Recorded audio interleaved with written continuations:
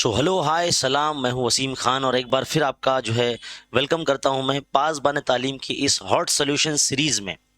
पासबान तालीम एक ऐसा पब्लिकेशन है जिसने आपके लिए इतनी आसानी पैदा कर दी है कि आपके सामने आपके हाथ में एक ये बुकलेट तो है ही जिसमें आप इसका सोल्यूशन तो देख ही सकते हैं, लेकिन साथ ही साथ क्यूआर कोड पे जो है आपको वीडियो सोल्यूशन सीरीज भी दिए जा रहे हैं कि आपको पता चल जाएगा कि कौन सा स्टेप कैसे आया है टीचर के एक्सप्लेनेशन के जरिए।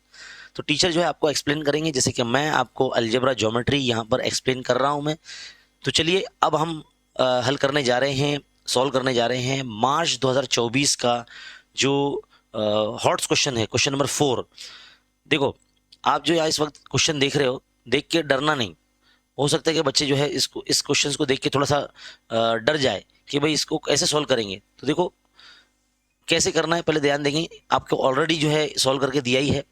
ये एक बड़ा सा एक्सप्रेशन आपको दे रखा है, 1/sin² minus 1/cos² minus 1/tan² minus 1/cot² minus 1/sec² minus 1/cosec² equal to -3 दिया है। तो कहता है कि थीटा क्या होगा। तो ये जो पूरा एक्सप्रेशन है ये एक साथ इक्वल टू -3 तक सब पूरा लिख लिया जाता है। आप सबको जो है ना ट्रिग्नोमेट्री जो रेशोज है, अगर वो पता है आपको कि 1/sin θ का जो डेफिनेशन है, यानी वो किसका इनवर्स प्रोपोर्शन है, वो कोसेक का इनवर्स प्रोपोर्शन है ना। तो cosec theta equal to 1/sin θ होता है और sin θ 1/cosec θ होता है। तो हम 1/sin की जगह पे cosec² θ रखा हुआ है। इसी तरह से 1/cos का डेफिनेशन sec के इक्वल होता है, तो 1/cos की जगह पे sec² θ रखा हुआ है। 1/tan की जगह पे cot² θ रखा हुआ है। 1/cot की जगह पे tan² θ रखा हुआ है। 1/sec की जगह पे cos² θ रखा हुआ है और 1/cosec की जगह पे sin² θ रखा हुआ है। तो इस तरह से अकॉर्डिंग टू द डेफिनेशंस ये इस तरह से लीनियर फॉर्म में रख दिए गए हैं और इक्वल टू -3। अब जो जो ट्रिग्नोमेट्रिक आइडेंटिटी आपने अगर पढ़ी है, तीन ही ट्रिग्नोमेट्रिक आइडेंटिटी है। एक है 1/sin² θ plus cos² θ equal to 1, दूसरा है 1+tan² θ इक्वल टू sec² θ, तीसरी है 1+cot² θ इक्वल टू cosec² θ, है ना। तो जो जो ट्रिग्नोमेट्रिक आइडेंटिटी का तालमेल जिस चीज से है उसको साथ में लिखेंगे। जैसे कोसेक का कॉट से है तो कोसेक और कॉट को साथ में लिखा गया, आप देख सकते हैं यहाँ पर, है ना। फिर सेक और टेन का साथ में है तो उनको साथ में लिखा गया। देखो यहाँ पर साइन और कॉस का जो है साथ में है, तो देखो साइन और कॉस को जो है साथ में लिखा गया इस तरह से, है ना। एक के बाद एक लिखा इक्वल टू -3। अब आप जानते हैं कि कोसेक² θ माइनस cot² θ इक्वल टू 1 होता है। अब वो 1 कैसे होता है आप देख सकते हैं, ये जो देखो बोल्ड अंदाज में यहाँ पे लिखकर आपको बताया है। अगर इसमें 1 को यहीं रहने देते cosec² θ माइनस cot² θ हो जाएगा, तो कुछ इस अंदाज में हो जाएगा ना, ऐसे हो जाएगा। इसलिए यहाँ पर देखो 1 आया है इसकी जगह पर। फिर sin² θ plus cos² θ equal to 1 होता है, तो ये भी 1 लिख दिया गया यहाँ पर। फिर ये वाला माइनस यहाँ पर देखो कैरी किया गया है। यहाँ पर भी देखो दूसरी जो ट्रिग्नोमेट्री आइडेंटिटी है इसमें भी अगर 1 यहाँ रखते हैं तो sec² θ के माइनस में tan² θ ले जाओगे आप इस तरह से, तो देखो कुछ ऐसे ही नजर आएगा वो। तो इसलिए यहाँ पर भी जो है आपको 1 रखा हुआ है यहाँ पर, है ना। तो सेक की जगह पर इन्होंने क्या किया, 1+tan² θ रख दिया। देखो सेक की जगह पे इन्होंने 1+tan² θ रख दिया और ये -tan² θ वो एज इट इज है ना। माइनस जो tan² θ ये वाला ये एज इट इज है यहाँ पर, और ये sec² θ की यहाँ पे इन्होंने 1+tan² θ रख दिया और रीजन भी लिख के दे दिया यहाँ पर, बता दिया। जो बोल्ड आप देख सकते हैं यहाँ पे बोल्ड में लिखा हुआ है ना। ये मैं मिटा देता हूँ। तो इस तरह से ये जो रीजंस है ये आपको देना जरूरी है। जब आप सॉल्व कर रहे हैं कोई क्वेश्चन तो उसमें ये रीजन देना पड़ता है कि इसकी जगह पर हमने क्या यूज किया, ठीक है। अब +1 -1 तो कैंसिल हो गया, तो यहाँ पे क्या बचा -1 माइनस tan² θ और ये माइनस tan² θ, तो ये हो गया -2 tan² θ हो गया, ठीक है। फिर ये अगले स्टेप में -1 ये इस तरह से +1 चला जाएगा, -3 के प्लस में चला जाएगा इस तरह से ऐसे। फिर ये -3 में से 1 सब्ट्रैक्ट हो गया तो -2 बचा, ये माइनस माइनस ऐसे कैंसिल कर दिया, 2/2 यानी आपका 1 हो जाएगा। तो tan θ की कौन सी वैल्यू का 1 होता है, तो भाई उसका जो एंगल अगर 45 हो, थीटा अगर एंगल 45 हो तो वो tan का वैल्यू 1 होता है, तो इसलिए थीटा जो होगा 45 होगा। तो इस तरह से ये क्वेश्चन जो यहाँ पे सॉल्व होगा। देखो ये थोड़ा सा बड़ा जरूर है ना। इसके अंदर आपको आइडेंटिटी पता होना चाहिए और जो रेशोज है वो पता होना चाहिए, तो ही आप जो है इस क्वेश्चन को कर पाएंगे, अदरवाइज ये क्वेश्चन आपके लिए मुश्किल हो सकता है, ठीक है। बढ़ते हैं आगे नेक्स्ट क्वेश्चन की तरफ। सो डियर स्टूडेंट, क्वेश्चन देखिए, a cylinder of radius 12 centimetre, एक सिलेंडर है जिसका रेडियस 12 सेंटीमीटर है, कंटेन वाटर, जिसमें पानी है, up to the height of 20 centimetre, 20 centimetre तक जो है उसमें पानी भरा हुआ है। A spherical iron ball is drop into the cylinder, एक आयरन बॉल उसमें डाल दिया गया है सिलेंडर में। तो आपको तो पता है अगर पानी के अंदर कोई भी चीज़ डालते हैं तो जितना उसका वॉल्यूम होता है उस चीज़ का, जो चीज़ डाली गई है उतना वॉल्यूम का पानी ऊपर आ जाता है। एंड दस water level raised bye 6.75 centimetre, यानी इतना लेवल का जो पानी ऊपर उठ गया है।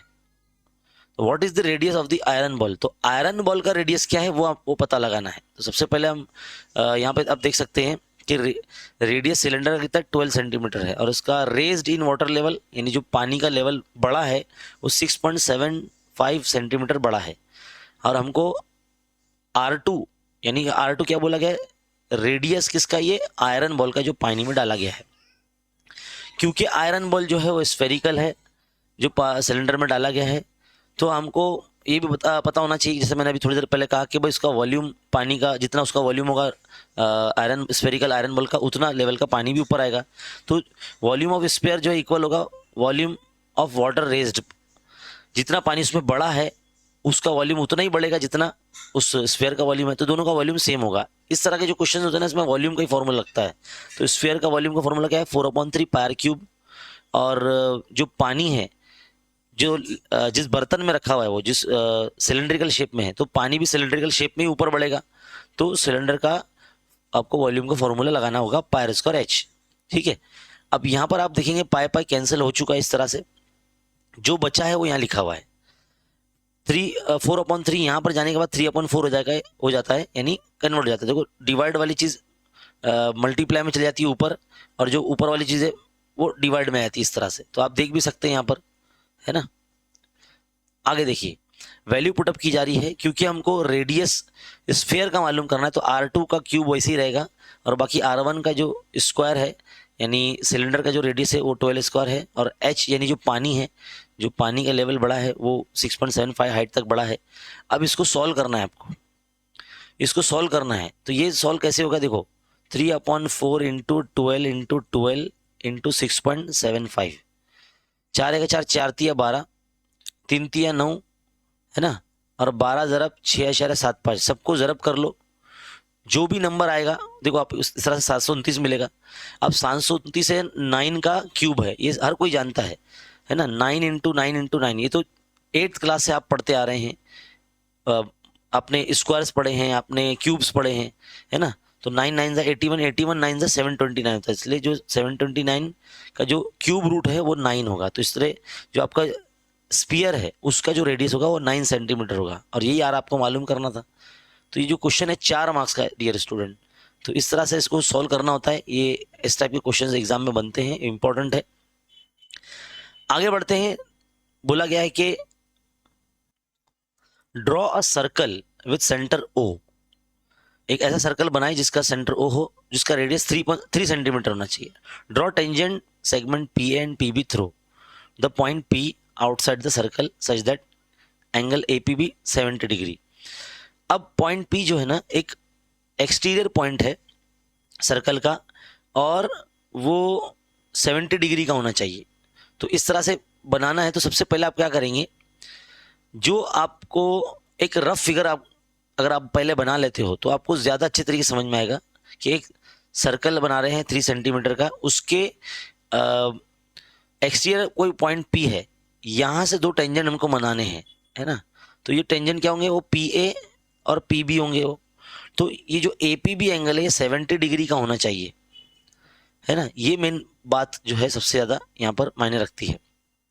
अब आपको मालूम है कि किसी भी सर्कल के अंदर, सर्कल के ऊपर जब रेडियस जो है टेंजेंट बना होता है, तो टेंजेंट रेडियस थ्योरम से जो है ना ये 90 डिग्री का बनता है, ये भी 90 डिग्री का बनता है, यानी एक तरह से अंदर क्वाड्रिलेटरल बनता है एक तरह से। ये देखो अगर इसका सेंटर है O, तो OAPB एक क्वाड्रिलेटरल बन रहा है।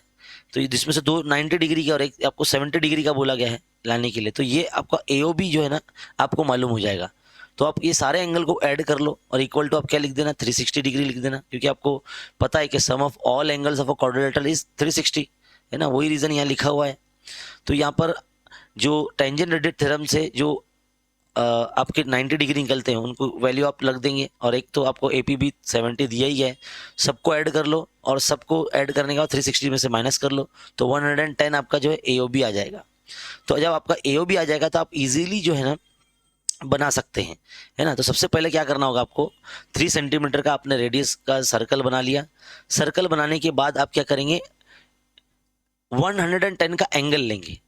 तो OA के ऊपर समझ लो एक तरह से, अगर आप आपका D रखते हो और 110 का जब आप मार्किंग करते हो आपका B हो जाएगा। तो बस यहाँ से जो है ना, ये जो लाइन है, ये जो रेडियस है OA और OB को आपको लाइन आगे बढ़ाना पड़ेगा। आगे बढ़ाने के बाद जिस तरह से आप टेंजेंट बनाते हो वही प्रोसेस करना है आपको, कि जिस पॉइंट से समझ लो पॉइंट A से आपको टेंजेंट बनाना है, तो आप क्या करेंगे, पॉइंट A के ऊपर राउंडर रखेंगे और एक आर्क इधर बनाएंगे, एक आर्क इधर बनाएंगे। फिर आप इन्हीं दोनों आर्क पे राउंडर रख के ऊपर एक आर्क बनाएंगे, नीचे एक आर्क बनाएंगे, और इस राउंडर पे रख के इन दोनों आर्क को कट करेंगे और एक लाइन इस तरह से बना लेंगे ऐसे। तो ये पॉइंट A से गुजर जाएगी। इसी तरह से सेम OB को भी आप आगे तक बढ़ाएंगे। फिर पॉइंट B से टेंजेंट गुजरने के लिए, यानी बनाने के लिए आपको पॉइंट B पे राउंडर का नोक जो है पॉइंट उसका रखना होगा, एक आर्क इधर बनाना होगा, एक आर्क इधर बनाना होगा। देन फिर आप इन्हीं दोनों आर्क पे रख जो है ना राउंडर को रख के और एक आर्क ऊपर बनाएंगे, एक आर्क नीचे बनाएंगे। फिर इस राउंडर पे आप रखेंगे अपना राउंडर और इन दोनों आर्क को कट करेंगे और इस तरह से एक लाइन ऐसी बना लेंगे जो पॉइंट B से गुजरेगी। और आपको ये नापने की जरूरत भी नहीं पड़ेगी, 70 डिग्री का ही होगा, है ना। तो इस तरह के आपने जो क्वेश्चन है ना 4.2 में ऑलरेडी किए हैं, प्रैक्टिस सेट 4.2 में आपने इस तरह के क्वेश्चन सॉल्व किए हैं। बस इसके अंदर बीच में जो ये जो एंगल दे दिया गया APB के 70 डिग्री होना चाहिए, ठीक है। तो ये बन जाएगा आपका। अब बढ़ते हैं आगे हमारे नेक्स्ट क्वेश्चन की तरफ, क्वेश्चन नंबर 5। क्वेश्चन नंबर 5 में क्या बोला गया है कि एक क्वाड्रिलेटरल है, इसका नाम है ABCD, जो कि एक ट्रेपीजियम है जिसमें AB और CD पैरेलल है और डायगोनल इसकी जो इंटरसेक्ट करते हैं पॉइंट P पर। तो right the answer of the following questions. आपको 3 क्वेश्चन दिए गए हैं ABC, इसके आपको आंसर देने हैं। इस तरह के क्वेश्चन है ना पहली मर्तबा आने लग रहे हैं, 2024 में पहली मर्तबा आया है इस तरह का क्वेश्चन। और अलजेब्रा में ऐसा क्वेश्चन आया था जिसमें ग्राफ को देख के आंसर देना होता है। इसी तरह से ज्योमेट्री में भी जो है ना क्वेश्चन आपको फिगर को देखकर आंसर देना है। Number 1, draw the figure using the given information. आपको जो इन्फॉर्मेशन क्वेश्चन में दी गई है उससे आपको फिगर बनाना है। तो बट ट्रेपीजियम बोला है तो जाहिर सी बात है इसमें सिर्फ 2 ही साइड जो है पैरेलल होंगे और ये जो 2 साइड होंगे वो अनपैरेलल होंगे, है ना। तो अब जो पैरेलल बोला है तो AB और ये इस तरह से आप CD ऐसे बना देंगे, ठीक है। और इसके आपको जो है डायगोनल बनाना है तो देखो डायगोनल ऐसे होते हैं, और इन दूसरों को पॉइंट P पे कर रहे हैं तो पॉइंट P इस तरह से बना देंगे। तो ये देखो ऐसी बनेगी फिगर जो कि बन चुकी है ना, ऐसे बनाना है। दूसरा पॉइंट क्या बोला है, right any one pair of alternate angle and opposite angle. Alternate angle के आपको 1 पेयर लिखना है। तो अल्टरनेट एंगल किसको बोलते हैं हम, जिसमें देखो Z बनता है ऐसे, है ना, ऐसे Z बनता है, उल्टा Z बनता है, सीधा Z बनता है। तो ऐसे ऐसे एंगल कहाँ बन रहे हैं भाई, तो एंगल ABD और एंगल BDC, ये एक अल्टरनेट एंगल का पेयर हो गया। दूसरा उन्होंने अपोजिट एंगल बोला है, तो वर्टिकली अपोजिट होता है ना, जिसमें देखो एक्स शेप का बनता है, तो ये ऊपर नीचे वाला बोलो या फिर एक साइड ये तरफ वाला बोलो। तो अगर मैं बोलूँगा अपोजिट, वर्टिकली अपोजिट, तो APB और DPC ऐसा बोलूँगा, या फिर मैं APD या BPC, है ना, इस तरफ का भी बोल सकता हूँ मैं। तो बस ये 2 पेयर हो गई अपनी अपोजिट एंगल की। देखो जो हमें लिखा हुआ भी है आप देख सकते हैं, ठीक है, अल्टरनेट एंगल अपोजिट एंगल लिखा हुआ है। फिर आगे बोला है कि write the name of similar triangle with test of similarity. तो इसमें जो 2 ट्राइंगल बन रहे हैं, एक तो ऊपर वाला ट्राइंगल है ये वाला, दूसरा ट्राइंगल है ये, यानी APB और दूसरा DPC। इन दोनों ट्राइंगल के अंदर जो है ना इसको सिमिलर बताने के लिए आपको जाहिर सी बात है यही अल्टरनेट एंगल ये दोनों और ये वर्टिकल अपोजिट एंगल ये दोनों लिखना होता है बस। और AA टेस्ट से जो है ये सिमिलर हो जाता है। तो देखो AA टेस्ट, जब 2 पेयर ऑफ एंगल लिखते हैं ना तो AA टेस्ट लिखा जाता है, और बीच में देखो सिमिलर वाली निशानी लगा दी आपने, तो APB और CPD दोनों सिमिलर हो जाते हैं। तो बहुत ही सिंपल क्वेश्चन है। इस तरह के क्वेश्चन जो है ना एग्जाम में फिर से रिपीट हो सकते हैं, तो इसकी खूब प्रैक्टिस कीजिए इस तरह की क्वेश्चन लेकर। बढ़ते हैं आगे नेक्स्ट क्वेश्चन की तरफ। क्या बोला है, लास्ट क्वेश्चन है इस पेपर का, देखिए AB is a cord of a circle with centre O। एक सर्कल है जिसके अंदर O जो है उसका सेंटर है और AB उसका कॉर्ड है। AOC is a diameter of a circle. तो AOC जो है वो एक डायमीटर भी बन रहा है है ना। AT is a tangent at point A. Right the answer of the following question. Number 1, जो भी गिवन इन्फॉर्मेशन है draw the figure using given information. जो इन्फॉर्मेशन दी है उसको रीड करना है और फिगर बनाना है। तो देखो इस तरह से बनेगी फिगर। एक सर्कल है और एक सेंटर उसका O है और AOC जो है उसका लॉन्गेस्ट कॉर्ड बन चुका है। फिर उसने क्या कहा कि भाई एक टेंजेंट है जो पॉइंट ए पे जो है उसको टच कर रहा है। तो देखो लाइन टी इस तरह से बन गया, AT बन गया, जो कि इसने बोला ना AT इज अ टेंजेंट, तो AT इस तरह से बन गया। आप ऊपर भी बना सकते हैं इस तरह से, T ऊपर भी ले सकते हैं, ठीक है। फिर उसने कहा कि find the measure of angle CAT। तो जाहिर सी बात है CAT बोला है तो ये जुड़ा हुआ है ऑलरेडी CAT का, तो टेंजेंट रेडियस थ्योरम से तो ये 90 डिग्री का हो जाएगा, है ना। And angle BAC reason, BAC ABC बोला ना ABC, तो एंगल ABC। अब ABC बोला तो B और C को ऐड करना, ज्वाइन करना पड़ेगा और A और B को भी ज्वाइन करना पड़ेगा।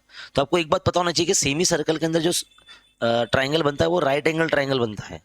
आप हमेशा याद रखिए सेमी सर्कल में, यानी देखो AOC एक डायमीटर है, इसके एक साइड जो ट्राइंगल बनेगा ना वो राइट एंगल ट्राइंगल ही बनेगा। तो एंगल ABC जो है ना 90 डिग्री का ही रहेगा, ठीक है।